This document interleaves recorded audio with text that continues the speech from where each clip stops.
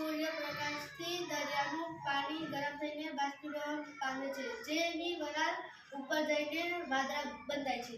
પાક ઉત્પાદનની પદ્ધતિઓ નીચે પ્રમાણે છે. નંબર 1 જમીનને તૈયાર કરવી, નંબર 2 વાવણી અથવા રોપણી કરવી, નંબર 3 ખાતર ઉમેરવું, નંબર 4 સિંચાઈ, નંબર 5 નિંદણ દૂર કરવું, નંબર 6 લણણી કરવી, નંબર 7 સંગ્રહ કરવો. નંબર 1 જમીનને તૈયાર કરવી. જમીનની ખેડ કરવી પડે છે, સમથળ કરવી પડે છે. મનુષ્યનું હૃદય તેની એક મુઠ્ઠી જેટલા કદનું હોય છે, જે શંકુ આકારનું હોય છે. હૃદય છાતીમાં બંને ફેફસાની વચ્ચે સહેજ ડાબી બાજુ આવેલું હોય છે. હૃદયના 4 ખંડો છે, જેમાં 2 કર્ણકો અને 2 ક્ષેપકો આવેલા હોય છે. હૃદયના ઉપરના ભાગે કર્ણકો અને નીચેના ભાગે ક્ષેપકો આવેલા હોય છે. ડાબા કર્ણક અને ડાબા ક્ષેપકની વચ્ચે દ્વિદળવાલ આવેલા હોય છે. જમણા કર્ણક અને જમણા ક્ષેપકની વચ્ચે ત્રિદળવાલ આવેલા હોય છે. pH ક્રમમાં 0 થી 14 નું માપક હોય છે. એસિડ સ્વાદે ખાટા હોય છે, જ્યારે બેઝ સ્વાદે ભૂરા હોય છે.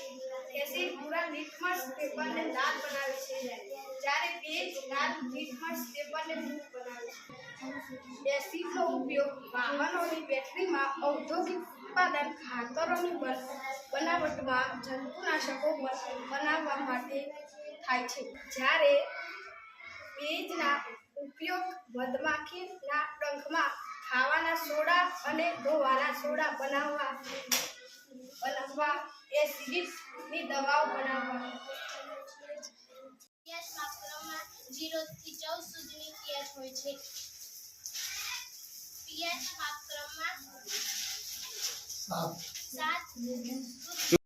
નાઇટ્રોજન ચક્ર.